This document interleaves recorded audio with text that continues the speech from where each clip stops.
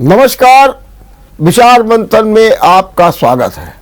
उत्तर प्रदेश विधानसभा का जो छठा चरण है वो अपने आप में बड़ा अहम है। उसकी प्रकृति, उसके विचार, उसके सोच सब अलग है।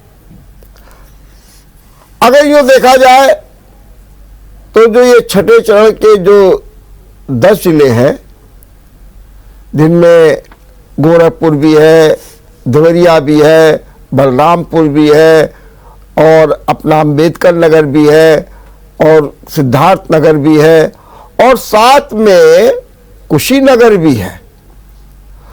तो अगर इस क्षेत्र को देखिए तो इसमें 57 सीटें हैं और यहां का जो कल्चर है उसके हिसाब से यहां पर 50% से अधिक ओबीसी है।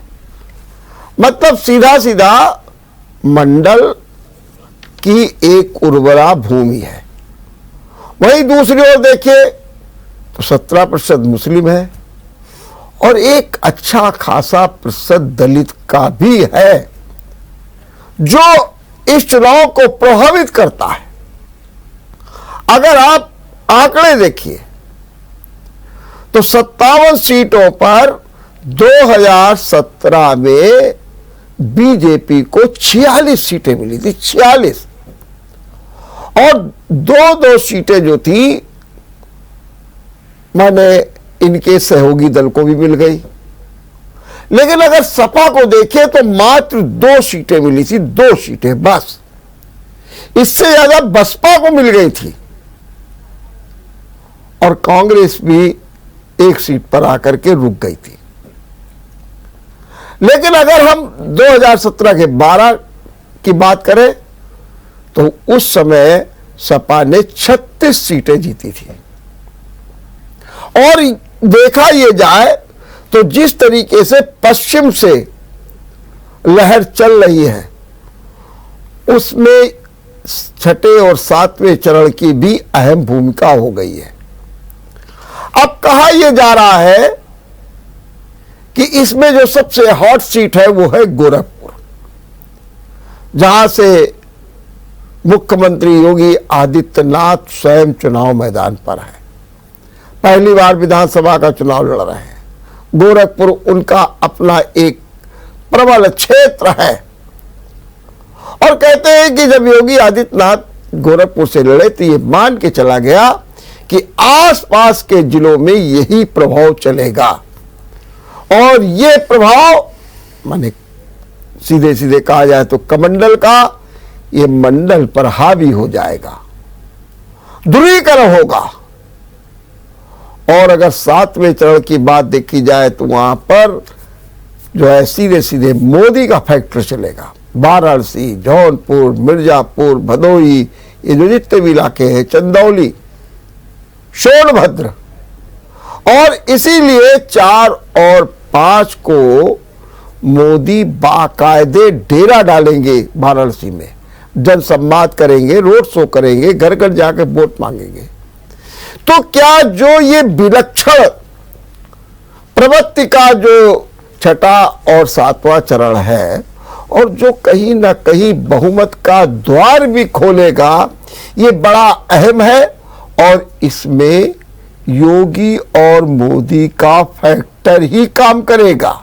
हालांकि आपको एक जानकारी और दे दें कि ममता बनर्जी कल वाराणसी में अखिलेश के साथ एक सभा भी करने वाली है। उसका भी देखिए प्रभाव क्या है।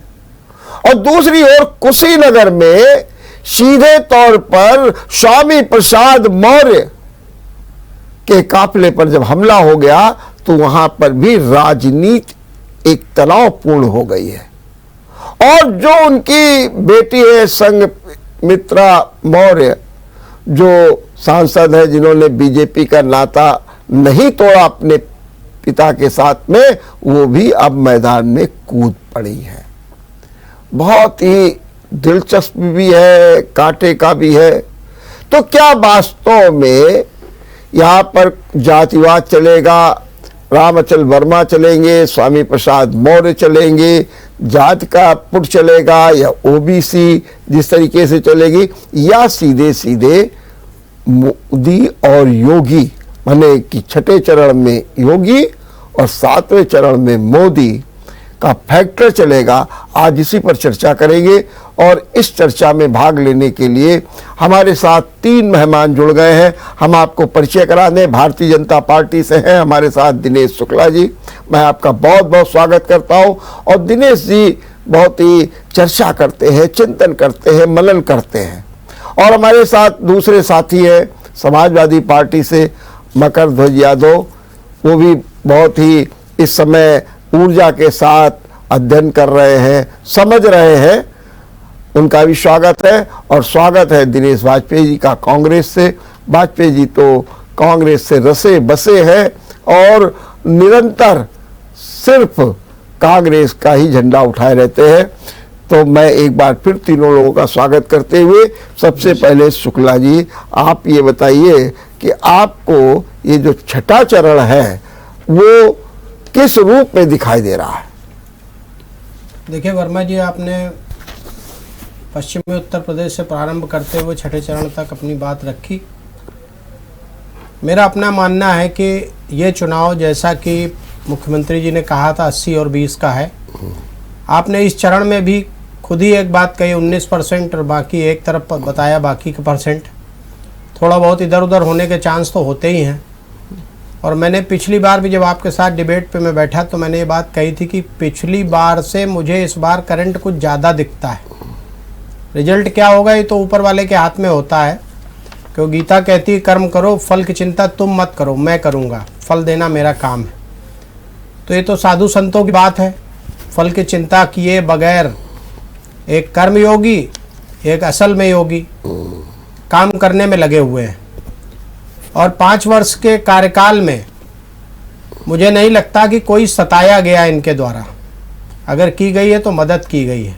और जब उनसे पूछा जाता है कि आपके खिलाफ, विपक्षी कहते हैं कि जो जिनके परिवार नहीं है वो क्या जाने परिवार का दर्द, तो बड़े हंसते हुए दोनों ही मनीषी कहते हैं कि यह, मुख्यमंत्री जी कहते हैं ये पूरा प्रदेश ही, ये पूरा देश ही मेरा परिवार है।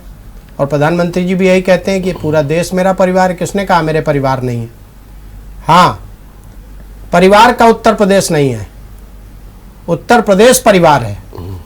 इन शब्दावलियों पे अपने व्याख्यान करते हैं वो लोग। दूसरी बात मैं आपसे ये कहना चाहूँगा कि पश्चिमी उत्तर प्रदेश से लेकर के और ये छठे और सातवें चरण तक में भी पूर्ण बहुमत की सरकार, यूँ मानिए कि अब तक जब तक मतदान हुआ है भारतीय जनता पार्टी की बनी हो गई।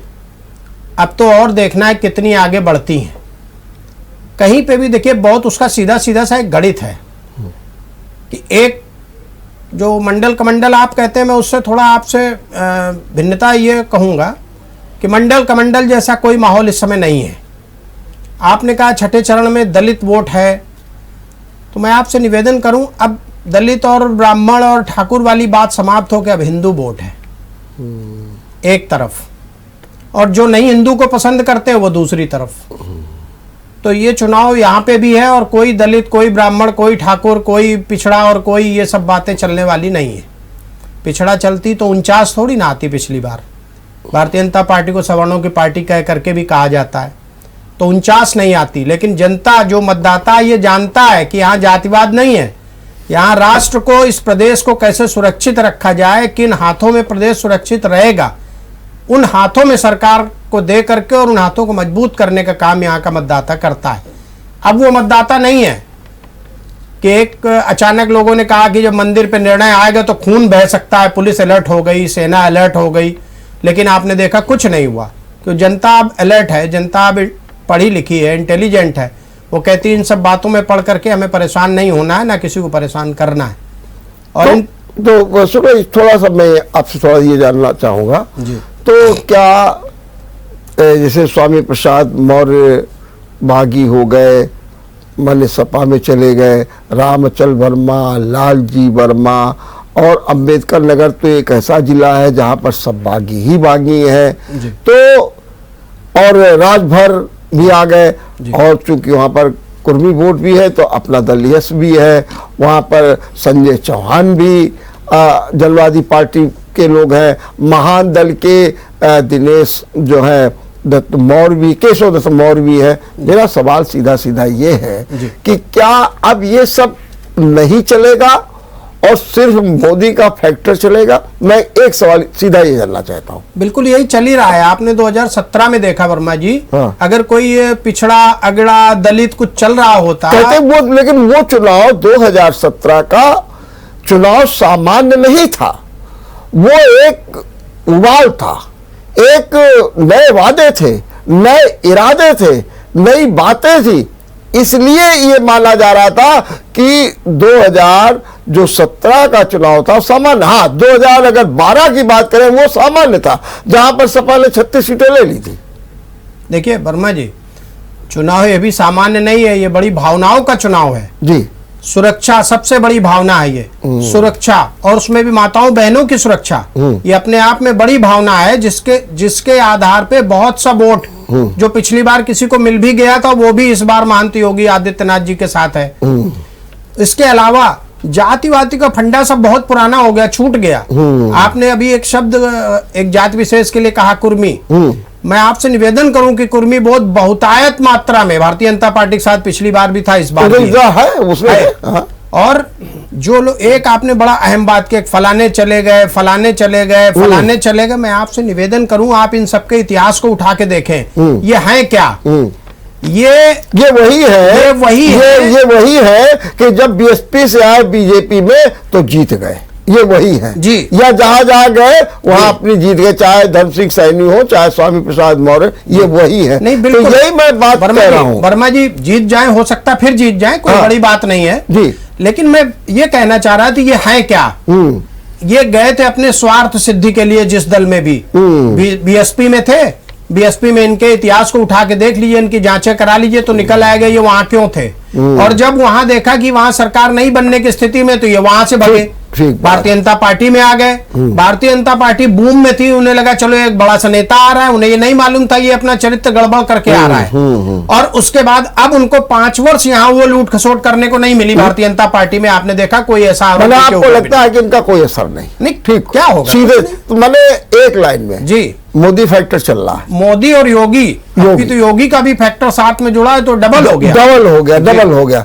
लेकिन छठे में जैसा हम कह रहे हैं योगी और सातवें में मोदी, ये बात तो मानी जा सकती है, बिल्कुल कोई बुराई नहीं। दिनेश जी, आपसे मैं जानना चाहता हूं, आप भी काफी समय से राजनीति की चर्चा में लगे रहते हैं, और जैसा मैंने देखा कि जो ये 57 सीटें उसमें कांग्रेस भी कहीं ना कहीं अपनी भूमिका का निर्वाह कर रही है।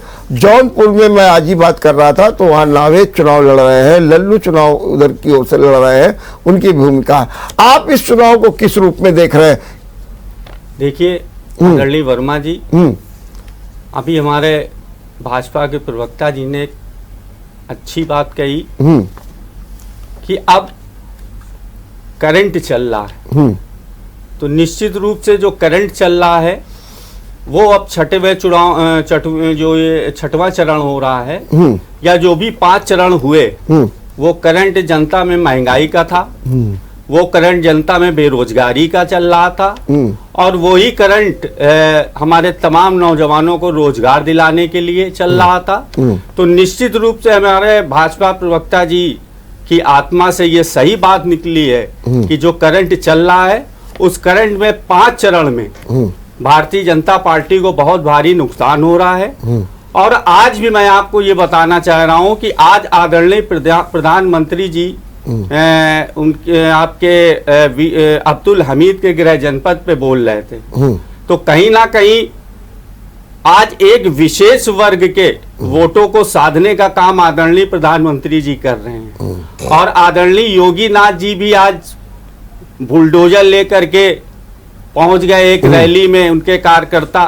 तो निश्चित रूप से ये पूर्वांचल का पूरा चुनाव है, और पूर्वांचल में निश्चित रूप से आप मान के चलिए कि पिछली दफा से भारतीय जनता पार्टी को अब की बहुत ही कम सीटें मिलेंगी। क्यों उसका मिलेंगी? मेन क्यों कारण मिलेंगी? ऐसा क्या कारण उनका हो गया? मेन कारण है, हाँ, देश मेन महंगाई से परेशान है, हाँ। देश बेरोजगारी से परेशान है। देखिए अभी भी गैस और पेट्रोल के दाम में किसी प्रकार का कोई भी सरकार द्वारा राहत नहीं दी गई है।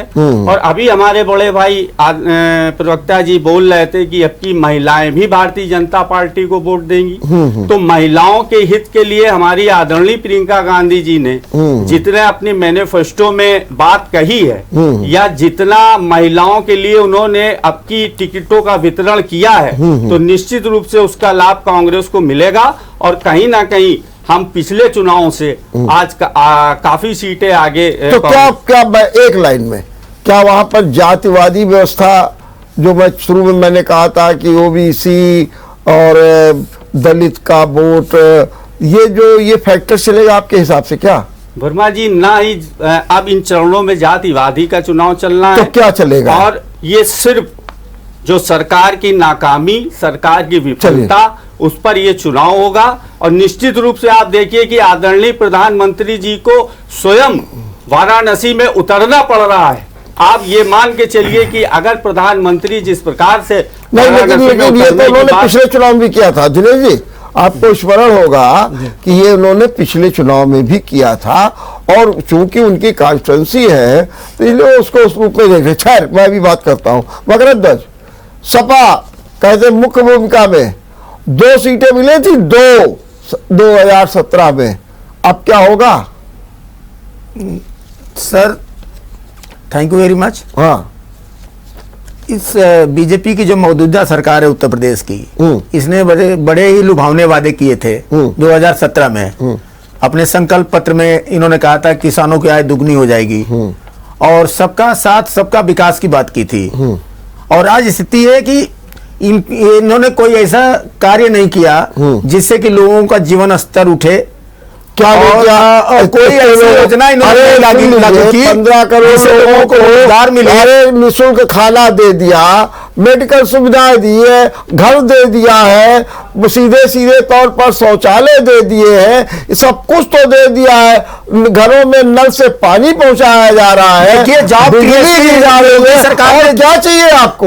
लोगों का जीवन स्तर उठाने के लिए लोगों को जॉब चाहिए, लोगों को नौकरियां चाहिए। इस पूरे 5 साल में उत्तर प्रदेश की आबादी 21 करोड़ से 23 करोड़ हो गई, 2 करोड़ तो आबादी बढ़ गई। और जो आंकड़े बता रहे हैं उसमें जो वेतनभोगी जो सैलरीड लोग थे उसमें 16 लाख लोगों की इन्होंने उल्टी छटनी कर दी। 2 करोड़ आबादी बढ़ी, टोटल जो नौकरी पेशा लोग उनकी संख्या इन्होंने कम कर दी, उनकी नौकरी खत्म कर दी। प्राइवेटाइज करने से नौकरी खत्म कर रहे हैं। ये सरकार पूरी तरह से गरीब और मध्यम वर्ग के विरुद्ध काम कर रही है। और पूरा गरीब, और इसमें जाति की बात नहीं है, पूरा गरीब और पूरा मध्यम वर्ग इस सरकार से निजात पाना चाहता है। और एक लहर चल रही है जो पश्चिम चली, जिस तरीके से किसानों को गालियां दी गई, पूरा पश्चिम में जो है लहर थी अब वो सुनामी में बदल चुकी है। पूरा मध्यम वर्ग और गरीब मध्यम वर्ग और विशेषकर ब्राह्मणों का उत्पीड़न सरकार में हुआ था।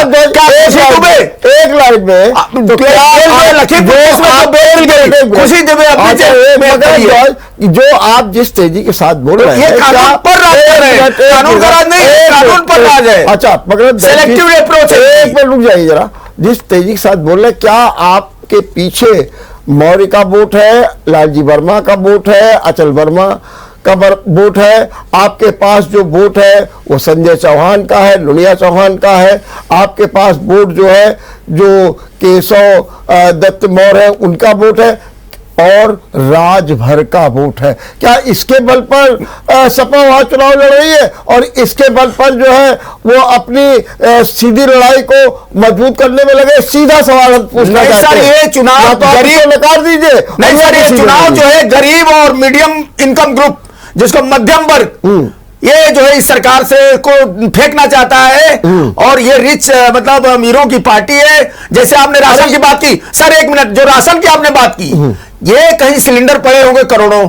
जिस तरह से अडानी अंबानी ने फ्री सिम देकर रिचार्ज महंगा किया, वही हाल है। इन्होंने सिलेंडर तो फ्री बांट दिए किसी के एडवाइस से, भोक्ता बना लिया, लोगों को भोक्ता बना दिया, गरीबों को, और जो है महंगा सिलेंडर कर दिया। मान गए।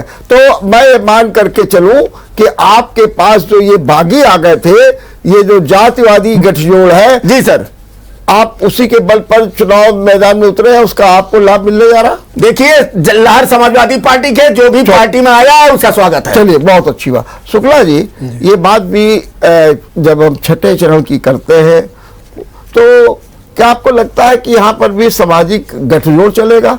क्योंकि आपको कारण बता दें कि जो समीकरण 2017 में बीजेपी ने अपनाया, अपना दल यश को लेकर के, राजभर को लेकर के, और इस बार भी उन्होंने निषाद पार्टी को ले लिया है और साथ में अपना दल तो उनके है ही है, यही काम, यही समीकरण जो है सीधे तौर पर अगर देखा जाए तो अखिलेश ने अपना लिया है। तो क्या आपको लगता है कि ये जो सामाजिक गठजोड़ हो गया है, ये सामाजिक गठजोड़ ने लड़ाई को एक नई दिशा दे दी है, एक तरफा होने से बचा लिया है? क्या कहना आपको? नहीं, ऐसा कुछ नहीं दिखता है जी। कहीं एक तरफा लड़ाई किसी की ऐसे नहीं दिख रही है। एक तरफा लड़ाई भारतीय जनता पार्टी की दिख रही है। सामाजिक जो समीकरण है वो कहता है कि भारतीय जनता पार्टी पूर्ण बहुमत से भी काफी ऊपर जा करके सरकार बनाएगी। देखिए, 2-3 बातें दिनेश जी कह रहे थे और मकरंद ध्वज जी ने भी कही। दिनेश जी कह रहे थे कि वो बेरोजगारी और महंगाई, पेट्रोल के दाम, तो मैं आपको एक तो पहले ये बताऊं कि बेरोजगारी धरती से संपूर्ण रूप से समाप्त करने का अवसर 70 वर्ष कांग्रेस को मिला, उन्होंने नहीं समाप्त की। उन्होंने बेरोजगारी के लिए क्या किया? हम भी उसी जमाने के पैदा हैं जिस जमाने में कांग्रेस की सरकार होती थी। अगर वकालत जैसा व्यवसाय न मिलता तो शायद हम लोग पता नहीं कहाँ होते। कभी किसी ने पूछा है क्या हमने फॉर्म नहीं भरे थे? खैर, इन तमाम बातों को। दूसरा, पेट्रोल की बात करते हैं तो पेट्रोल के दाम की बढ़ोतरी परिस्थितियों बस होता है। आज की तारीख में देखिए, पेट्रोल के दाम क्रूड ऑयल के प्रति बैरल 115 रुपए हो गए, 150 रुपए के आसपास पहुंच रहे हैं। ये जब परिस्थितियां आएंगी तो ये हम ही आपको बर्दाश्त करनी होंगी। खैर, गरीबी की बात जहां तक मकरंद ध्वज जी कह रहे थे, एक कहावत लोग कहते थे, काहे जाए वोट डालने, कौन हमें रोटी दे देंगे। लेकिन आज इस सरकार ने इस बात को भी नकारा, झूठा किया कि हमें रोटी नहीं दे देंगे। देखिए, राशन देना और रोटी देने में अंतर है। राशन में मुझे याद है कि चीनी मिलती थी और ज्यादा से ज्यादा गेहूं मिलता, तो कभी कभी चावल मिलता था। लेकिन चावल, दाल, चना, गेहूं, तेल, रिफाइंड, नमक, मसाले, ये भोजन है, ये राशन नहीं है। तो उस देश के प्रधानमंत्री का चिंतन देखिए अपने पूरे देश रूपी परिवार के लिए, कि वो सबके पेट की चिंता कर रहा है कि कोविड का पीरियड आया है, इस बीच में लोगों का व्यापार कमजोर पड़ेगा, फैक्ट्रियां बंद होंगी, तो इनका घर कैसे चलेगा। तो उसने घर घर में भोजन की व्यवस्था कराई और मुफ्त कराई। तो अगर कहें गरीबी, तो वही लोग गरीब हैं जिनके पास भोजन की व्यवस्था नहीं थी, और उनके पेट तक अगर भोजन पहुंचा है तो निश्चित रूप से गरीब ही सबसे जबरदस्त तरीके से भारतीय जनता पार्टी के पक्ष में अपना मतदान कर रहा है और करने जा रहा है। हम लोग कहां जाते हैं? ये 52%, 57% का जो मतदान होता है वर्मा जी, ये वही लोग हैं जिनके पेट में रोटी है और उनके बगल में रखी भी है उनके किचन में कि रोटी है, चलो ठीक है, देखा जाएगा, हम नहीं भी डालेंगे वोट तब भी सरकार बन जाएगी। लेकिन जो लाइन लगी हुई है मतदान के लिए, वो गरीब की है। और गरीब ने मेरिट देखी है कि आखिर ये सरकार स्वतंत्रता प्राप्ति के बाद से आज पहली बार देखने को मिली है, जो घर घर रोटी पहुंचा रही है, गैस पहुंचा रही है, टॉयलेट पहुंचाए, और 2.5 लाख रुपए तक लोगों को दिए घर खरीदने के लिए, बेटियों की शादी के लिए पैसा दिया है, वृद्धावस्था पेंशन दी है, युवाओं के लिए व्यवस्था की है। और कोविड पीरियड में बड़े बड़े जो प्राइवेट कंपनियां थी वहां से हटा दिए गए लोग। क्या दिनेश जी, क्या आप मान रहे हैं कि जो इस बार बीजेपी की जीत का जो आधार होगा, या जो उनके में प्लस जो दावा लोग करते हैं, उसका कारण ये है काम, मैंने ये जो लाभार्थी है, ये लाभार्थी अब की परचम फहरा देंगे? अरे सर, बिल्कुल फहरा देंगे। देखिए, आप देखिए, काम भी तो देखिए। मैनिफेस्टो में हम कहते हैं राम मंदिर बनाएंगे, बना रहे हैं। मैनिफेस्टो में हमने कहा काशी मथुरा बाकी है, हमने काशी किया, और मथुरा बाकी है, उसकी तैयारी है। लेकिन बीच में आप रुक गए। पहले तो आपने जोर पकड़ा, वर्मा जी, वर्मा जी 2 साल जो आप एकदम ला करके रुक गए। वर्मा जी 2 साल में घर से निकलना तक तो मना हो गया। रुकने के कारण होते हैं। हमारी मेट्रो पिछले साल चल जाती कानपुर की, लेकिन जब परिस्थितियां आई, सारा मजदूर वापस अपने अपने घर चला गया तो विलंब हुआ। चलिए ऐसे ही काम में बाधाएं आती हैं प्राकृतिक रूप से, सरकार की कोई मंशा नहीं कि किसी काम को रोका जाए। चलिए ठीक, मैं आपकी बात से हो गया। मैं दिनेश जी, आपने सुना कि किस तरीके से करें, ये जो वास्तव में ये एक बड़ी बात है। और हर कॉन्स्टिट्यूंसी में आप देखिए 30-30, 40-40 हजार आदमी लाभार्थी है, तो ये नहीं वोट देगा तो कौन वोट देगा?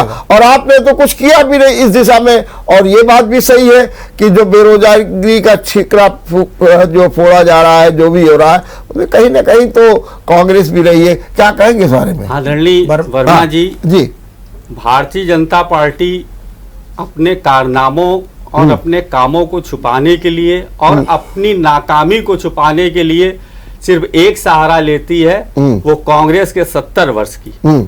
मैं आपको ये बताना चाहता हूं कि 70 वर्ष में कांग्रेस ने जो डिफेंस को ये आज प्राइवेटाइजेशन कर रहे हैं, जो रेलवे का प्राइवेटाइजेशन कर रहे हैं, और जो आज हमारे यूक्रेन के छात्र भी कह रहे थे कि 2-2 लाख रुपए, 2.5 लाख रुपए इंडिया के हमें उसके चार्जेस देने पड़ रहे हैं। तो जो एयर इंडिया को इन्होंने प्राइवेटाइजेशन किया, बीएसएनएल को किया, क्या ये 70 साल में कांग्रेस ने नहीं बनाया? दूसरी बात, हमारे मित्र कह रहे थे कि आज राशन की व्यवस्था बहुत अच्छी मोदी सरकार में है। तो पहली बात तो मैं बता दूं कि ये फूड बिल आदरणीय सोनिया गांधी जी ने यूपीए सरकार में लाई थी, छोड़ दीजिए आप।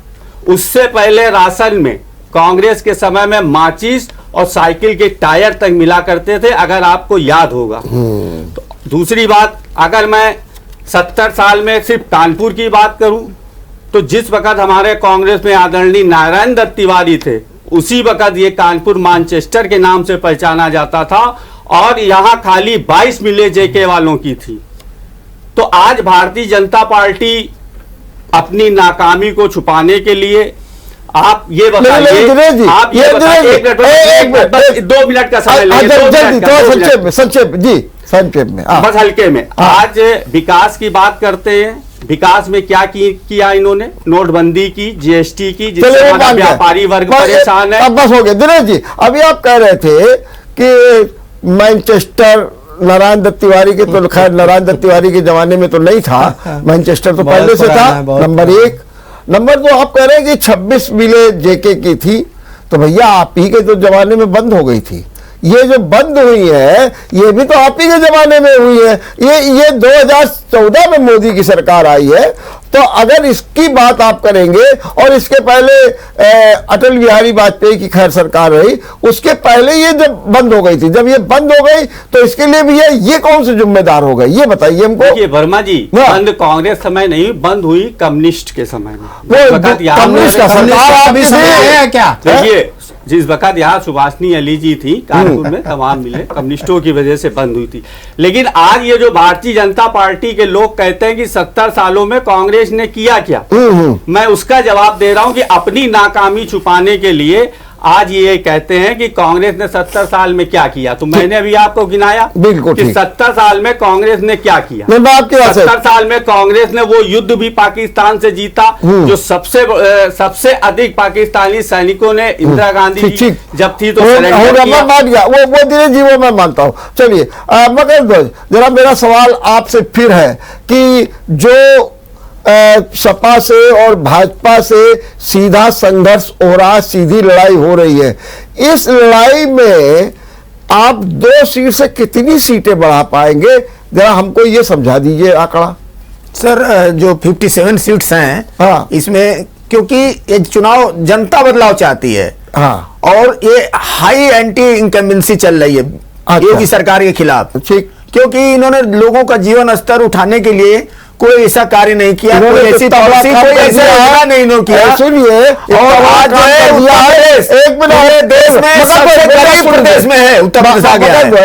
इतना बड़ा काम कर दिया कि आज जनता ये कहने लगी है कि भैया अब तो चैन नहीं लुटती है, भैया अब तो गाड़ी चोरी नहीं जाती है, भैया अब तो कम से कम सर आंकड़े देख लीजिए, एनसीआरबी के आंकड़े देख लीजिए, जो केसेस दर्ज हुए हैं ये 5 साल में, इनके 4.5 साल में, और जो समाजवादी पार्टी के 5 साल में दर्ज हुए थे उसे 1 लाख से ज्यादा केसेस दर्ज हुए हैं। जो आंकड़े आप देखिए तो अगर मतलब केसेस तो ज्यादा दर्ज हुए हैं, केसेस ज्यादा हुए हैं, तो ये भी नहीं कह सकते। ये तो देखिए बीजेपी सिर्फ शब्दावली जैसे माननीय शुक्ला जी कह रहे थे, और आप भी वकील हैं। शब्दावली केसेस कौन से होते हैं, लेकिन जो आंकड़े आए हैं उनमें बलात्कार, हत्या, लूट सब में 70% तक की कमी दिखाई गई है। और यही सबसे बड़ी चुनौती सपा के सामने है। इसका जवाब अभी तक सपा नहीं दे पाई है। इसीलिए मैं कहता हूं मोदी फैक्टर हावी है। सबसे ज्यादा ऑफेंसेज इस जो घटनाएं हैं अपराध बीजेपी योगी सरकार के दौरान हुए। आप आंकड़े देखिए, 1 लाख ज्यादा केसेस दर्ज हुए इनके समय, जबकि आपको पता है कि इस थानों में दर्ज नहीं, जल्दी दर्ज करा दीजिए। आपस में 2 झगड़े, हाथरस वाला आप केस देखिए, दंगा नंबर 1 लखीमपुर का क्या हुआ।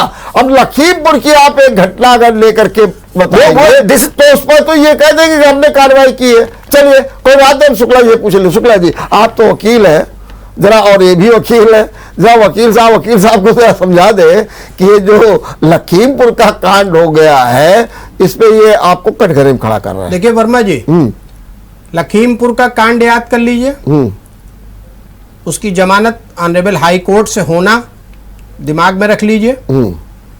और रायबरेली से एक प्रत्याशी लड़ रहा आरपी यादव समाजवादी पार्टी से, आदित्य सिंह के मर्डर में जमानत पे छूट के आया, उसको टिकट दे दी है। भारतीय जनता पार्टी ने टैनी के लड़के को टिकट नहीं दी है। बोलिए किसकी मेरिट खराब ज्यादा है? नहीं, पार्टी विद डिफरेंस। बीच में नहीं, देखिए बीच में हम नहीं बोले, आप भी नहीं बोलेंगे, ऐसा मैं आशा करता हूँ। बाकी जैसे आपकी इच्छा वैसे भी हम कर लेंगे।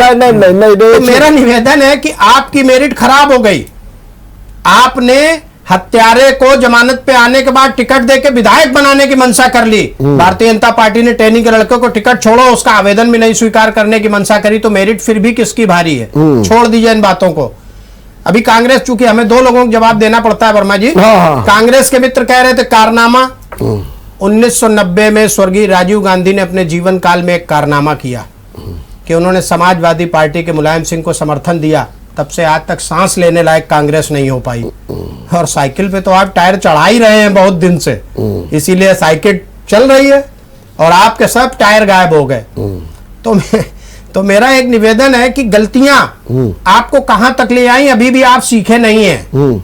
भारत की जो इंफ्रास्ट्रक्चर ओवरऑल है वर्मा जी, ये ऐसा है कि आप अपने घर से निकले, बगल में आपको वर्मा जी मिले, उसके आगे बढ़े तो आपको वहां पे कुरील साहब मिले, फिर आगे बढ़े तो एक वाजपेयी जी मिले।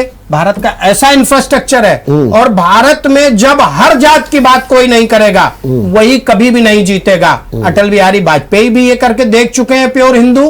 आपने कहा कि युद्ध लड़ा गया था 70 साल के, उसमें 5 साल में अटल बिहारी ने भी एक युद्ध लड़ा था और पोखरण जैसा विस्फोट किया था जिसको पूरे विश्व ने देखा था। नहीं देखिए, तो ऐसी मैं सराहना करता हूं। अरे भाई लेकिन आप जो एक मिनट रुक जाइए, अपनी नाकामी, एक मिनट रुक जाइए, नाकामी बता रहा हूं मैं आपकी नाकामी बता रहा हूं, आप बिल्कुल परेशान ना हो। मैं उस पर प्रश्न नहीं अपना अचीवमेंट बताइए। जब आप बोले दोनों लोग तो मैं बिल्कुल बोला नहीं। और अगर आप बोल के डिस्टर्ब करना चाहते हो तो मैं चुप हो जाऊंगा। आप दोनों लोग उम्र में हमसे छोटे हैं, ये महसूस करूंगा कि मुझे बोलना नहीं चाहिए छोटों के साथ। नहीं बोलिए। तो मेरा निवेदन सिर्फ ये है वर्मा जी, आज भारत की जनता क्या देख रही है?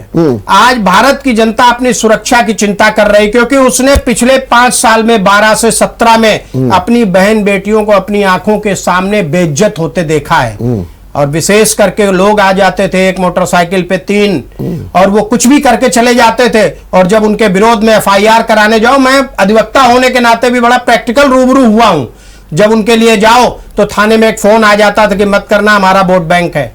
ये नहीं होना चाहिए था। और शायद 17 में सरकार दोबारा भी तो बन सकती थी। अगर योगी आदित्यनाथ दोबारा बनाने का दावा करते हैं तो आपकी दोबारा आखिर क्यों नहीं बनी? दूसरा वर्मा जी, एक बड़ा प्रश्न है कि जब गवर्नमेंट रहती है तो सफाई में नाच होता है, 5 साल क्यों नहीं हुआ? एक सरकारी पैसा नहीं है। दिनेश जी, मेरा एक सवाल है कि अगर आप अमन चैन की बात करते हैं, लॉ एंड ऑर्डर की बात करते हैं, तो विपक्ष हाथरस का भी मुद्दा उठाते हैं। ये भी जानना चाहिए। तो विपक्ष जो है उन्नाव का भी मुद्दा उठाती बिल्कुल, है, बिल्कुल। निश्चित रूप से उठाती है। जी। तब आपको कैसा लगता है, नहीं, तब बीजेपी को क्या लगता है? नहीं। अगर आप ये कहते हैं इतनी तेजी के साथ में जी। कि ये हो रहा है, ऐसी कार्रवाई हो रही है, तो फिर हाथरस जैसे मुद्दे पर भी तो बड़ा दुखद पहलू रहा है। इसके बारे में बीजेपी क्या कहती है? नहीं वर्मा जी, देखिए, अपराध कहीं भी है वो दुखद है, और उसमें जिसकी भी क्रिया प्रक्रिया खराब है उसको निश्चित दंड मिलना चाहिए। गायत्री प्रजापति की पत्नी को टिकट दिया है, भारतीय जनता पार्टी ने कुलदीप सेंगर की पत्नी को टिकट नहीं दिया है। मेरिट की बात चल रही है कि आपकी सोच, आपके सिद्धांत कैसे हैं। आप गायत्री की पत्नी को सिखा के भेजो कि जाओ हर जगह रोने लगना। लेकिन लेकिन लेकिन लेकिन एक बात और आपको बता दें जी। कि आपके बीजेपी में भी जी एक ऐसे कैंडिडेट की पत्नी को टिकट दिया गया है जी। जो विधायक रहा है और इस समय वो हत्या जैसे मामले में जेल में है। वर्मा जी, इस पे देखिए, मेरा कहना है संविधान में किसी भी व्यक्ति को चुनाव लड़ने के लिए जो मेरिट बनाई गई है जी। उस मेरिट में मुकदमा होना डिमेरिट नहीं है। यही तो रायबरेली वाले केस में जो आप कहे तो वहां भी लागू होता है। मैं वही बात तो आपसे यादव कर जी रहा वाले हूं। केस में भी तो मैं लागू वही होता बात- है। आप धैर्य तोड़े ना, मैं वही बात कर रहा हूँ। जी, जी, जी, अब तो वही अब बात मेरिट की है। बात कर रहा हूँ, बराबरी की बात कर रहा हूँ। जी, जी। एक जमानत पे छूट के आया, आप बहुत परेशान हैं, अच्छा। आपके राष्ट्रीय अध्यक्ष बहुत चिल्ला रहे हैं, और एक जमानत पे छूट के आया हत्या जैसे में, उसको आपने टिकट दे दी। कन्विक्शन तो हुआ नहीं अभी। भाजपा तो टिकट नहीं, अभी कन्विक्शन की बात कर रहे हैं, अभी जमानत की बात हो रही जी, थी, बात। तो भारतीय जनता पार्टी ने उसको टिकट नहीं दिया। ठीक बात। आपका सजा याफ्ता गायत्री प्रजापति, जिसको आपने गिरफ्तार नहीं किया था, बाद में गिरफ्तार करके जेल हुई, और जेल होने के बाद उसको सजा हुई, उसकी पत्नी को टिकट दे के सिर्फ यही कहला रहे हमारा पति छुड़वा ठीक दो, बात, ठीक बात। रोने लगो हमारा पति छुड़वा दो। तो ये सोच और मानसिकताओं का अंतर है। भारतीय जनता चलिए, पार्टी अब- राष्ट्र अब- का हाँ, चिंतन बोलिए, करती है। बोलिए, क्या कहेंगे? बोलिए। सर, ये है हाथरस वाले केस में जो एडीजी महोदय हैं, इस सरकार वो उसने कहा रेप नहीं हुआ, पूरी तरह क्लीन चिट दे रहे थे। वो तो अगर समाजवादी पार्टी और प्रदर्शन धरना विपक्षी दल सब ना करते और न सीबीआई आती, ना उसकी सच्चाई पता चलती, जो पता चला बाद में कि वो इन्वॉल्व थे, तो ये बीजेपी कोई दूध की धुली हुई नहीं है, ये पूरी तरीके से उसको बचाने का काम किया था। 5 साल सरकार ने कोई रेप नहीं हुआ, उसको बचा रहे थे। ट्विटर पे अखिलेश ये यादव सबसे ज्यादा धरने कहा दिया। और जितना इटावा में एसपी को थप्पड़ मारा था, वहां का जिसको प्रमोट कर दिया, रैंक जेल बढ़ा के दी उसकी अंदर भारतीय जनता पार्टी अदालत के अंदर तो मर्डर तो नहीं कराया भाजपा की बात ना करे, सबसे ज्यादा अगर कोई अदालत पार्टी के को अंदर करने वाली है मर्डर तो तो नहीं भारतीय कराया जनता पार्टी भाजपा है। ने। हो गया, और हो सर गया। एक मिनट से राशन वाली में बता दूं, हाँ, जल्दी। राशन लोगों को नौकरी चाहिए, पढ़े लिखे लोगों को। अच्छा, राशन अगर मिल जाएगा तो उससे कोई बच्चों को एजुकेशन नहीं करा पाएगा। एक तरफ आप फ्री राशन दे रहे हैं, ऊपर से आपने गैस जो है 1000 कर दी, एक पॉकेट में वही हाल है, 5 रुपया डाल रहे हैं, दूसरे पॉकेट से 100 निकाल रहे हैं। सरसों के तेल, रिफाइंड ऑयल और सब खाद्य तेलों को अपने दाम आदमी बनाएगा कैसे? गरीब आदमी। लोगों को नौकरी चाहिए, आप राशन दे रहे हो, ये वही हाल है, उसी नीति पर चल रही है। साढ़े चार लाख नौकरियां आखिरी दी गई थी सेंटेंस, आखिरी पुलिस में। सेंटेंस, सपा शासन मैं में एक सेंटेंस 4.5 लाख नौकरियां दी गई थी, और सब पैसे लेके दी गई सर, थी। एक सेंटेंस उसमें में- 4-6 लड़कों ने आत्महत्या तक कर ली थी, ना उनको पैसा मिला था, ना उन्हें नौकरी मिली थी। सर वो वही हाल है, बीजेपी उसी नीति पर चल रही है कि जनता को इतना निचोड़ दो, जनता रहने कोई विकास बीजेपी ने समझे। इसमें पैसा दिया है, एक आरोप लगाओ। चलिए मकरदम जी, एक अगर मिनट। कोई हो तो। एक मिनट दिनेश जी, आप मुझे ये बताइए कि ये जो क्या आपका ये इस बात में कोई चिंतन हुआ है, मनन हुआ है कि कुल मिलाकर के छठे चरण की जो लड़ाई हो रही है वो किस आधार पर? मैं कांग्रेस की बात नहीं करूंगा, आप कहेंगे वो जातिवाद नहीं मानते, धर्म नहीं मानते, लेकिन कुल मिलाकर के ये लड़ाई 80-20 की हो रही है, धर्म की हो रही है, जात की हो रही है, किसकी लड़ाई हो रही है? मैं आपसे पूछना चाहता हूं। देखिए, कांग्रेस एक विचार है, वो तो मैं मान गया, तो मैंने पहले कह और दिया। हमारी लड़ाई हमेशा से सभी वर्गों के लिए एक सी होती है। नहीं, आपकी तो होती है। अब हमको पूर्वांचल की बताओ, कहाँ हो रही, कौन सी, वहां पर क्या चल रहा है? धर्म चल रही है, जाति चल रही है, बेरोजगारी चल रही है, महंगाई चल। कांग्रेस सिर्फ मुद्दों की लड़ाई लड़ रही है वहां पर। जी, इधर 5 वर्षों में भारतीय जनता पार्टी की जो नाकामी रही, जो उन्होंने जनता वो के मैं साथ मान गया।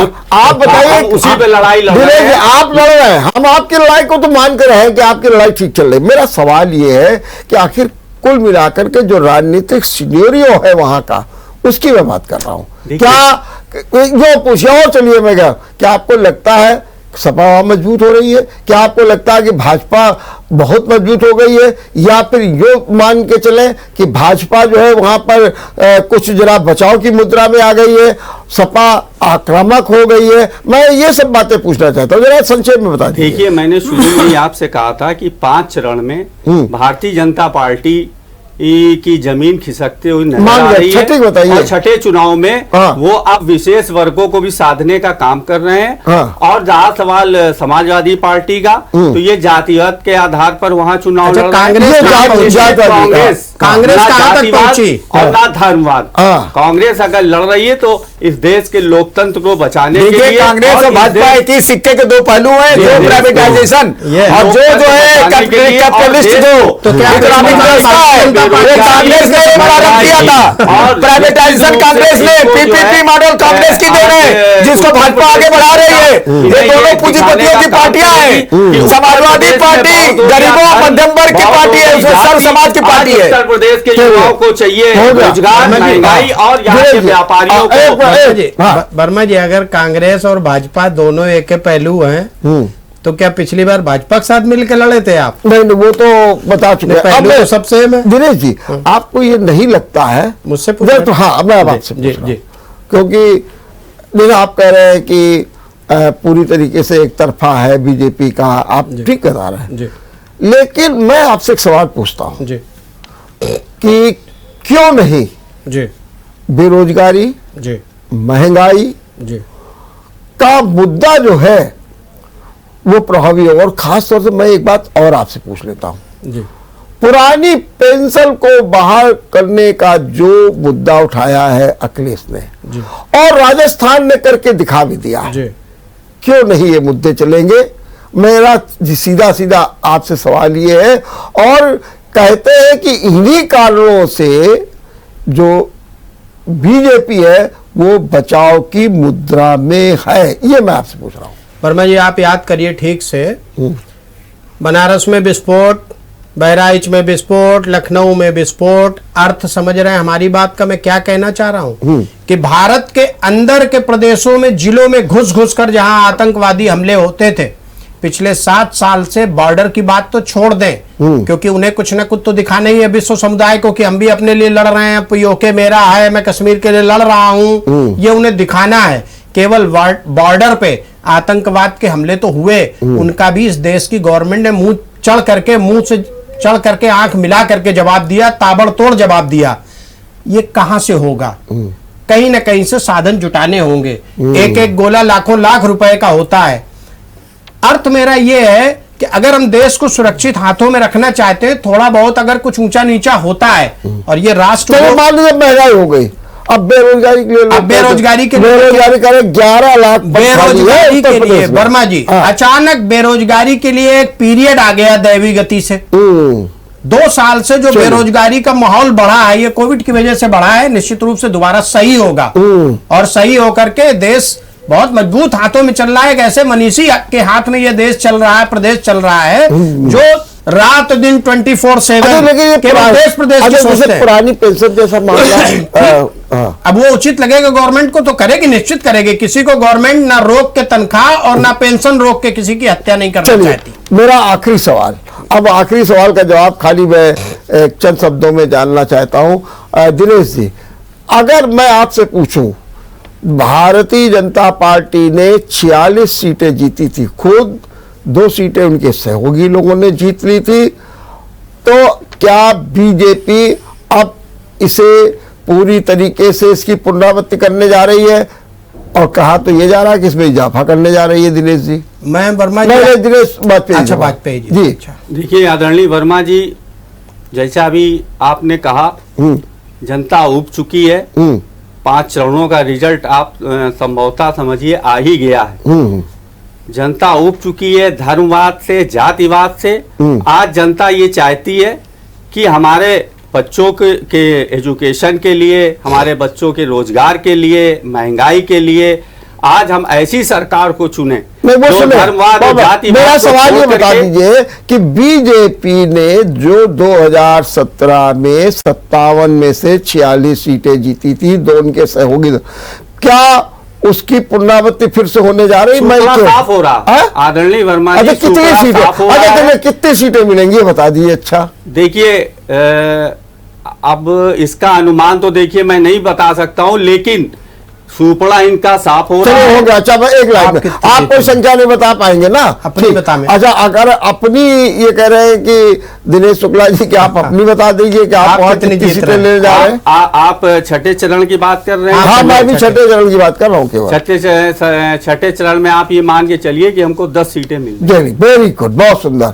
अब मैं आपसे पूछना चाहता हूँ, बाकी में बंटवारा समाजवादी भारतीय जनता पार्टी का है। मैं मान गया। और समाजवादी पार्टी अगर सरकार बनाएगी बिल्कुल तो बिल्कुल, मैं बिगैर आपकी हाथ बात से नहीं मान बना गया। पाए। बहुत अच्छी बात की। मगर ध्वज 2 सीटें थी, 2 से कितने बढ़ोगे ये जरा बताइए। Samajwadi party is going to get more than 50 seats 50? और ये समझिए कि पूरी तरह से सुनामी है। हाँ। और भारतीय जनता पार्टी का वो 2 या 3 इसके आसपास, उसका भी पक्का नहीं है। पूरी तरह से समाजवादी जनता इस बार जो है चेंज करना चाह रही है। जनता खुद ब खुद जो है एक तरीके से आगे आ गई है कि इस सरकार से निजात पाना है। ऐसा कोई बीजेपी का दिखाई देता है आपको कहीं उनमें कोई माननीय प्रधानमंत्री जी महंगाई पर कुछ नहीं बात दे रहे हैं ना दे। और ना एम्प्लॉयमेंट जॉब क्रिएशन पर कुछ बोल रहे हैं, राशन की बात कर रहे हैं। भाई जनता को, लड़कों को नौकरी चाहिए, युवाओं को की उनको राशन आप दोगे। 1 मिनट नौकरी दीजिए, स्वाभिमान से अपना दिए। कांग्रेस को 10 सीटें मिलने जा रही है और सपा ने कह दिया कि हमारे पास जो है 50 से ऊपर। आप बताइए वर्मा जी। हाँ। अब की बार भारतीय जनता पार्टी फिर से 300 पार। 300 पार नहीं, ये छठे चरण का जरा बताइए। और छठे चरण में 46 को 1-2 सीटों को इधर उधर हम नहीं कह सकते, लेकिन हम पूर्व की स्थिति को बहाल करेंगे। बुआर करेंगे। दूसरी बात मैं आपसे कहना चाहूंगा, जो हमारे ब्रदर लायर यादव जी कह रहे हैं कि बेरोजगारी, तो हम थोड़ा सा व्यंग्यात्मक कहना चाहते हैं कि इसके पहले 12 से 17 में पूरा देश IAS नहीं था, पूरे देश के पास जॉब नहीं था। 17 से पहले भी माननीय मुलायम सिंह के पास में सरकार और सत्ता रही, तब भी इस देश में बेरोजगारी थी और आपने कोई विशेष काम बेरोजगारी के लिए किया नहीं।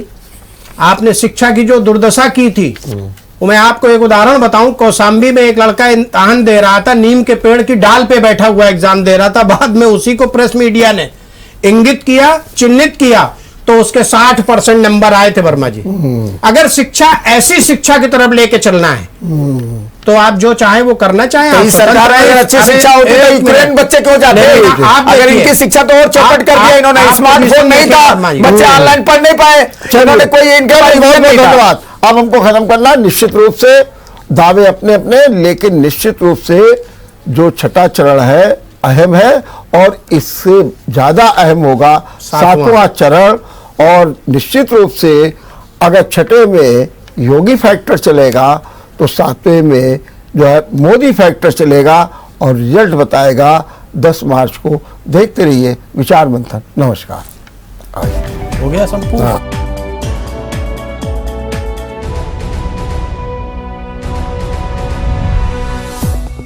आया हो तो हमें लाइक करें, सब्सक्राइब करें और ज्यादा से ज्यादा शेयर करें। और हाँ, बेल आइकॉन दबाना ना भूलें ताकि हर खबर का अपडेट आप तक पहुंचे तुरंत। आप हमें इंस्टा, ट्विटर और फेसबुक पर भी फॉलो कर सकते हैं। हमारी ID है @JMT News Flash।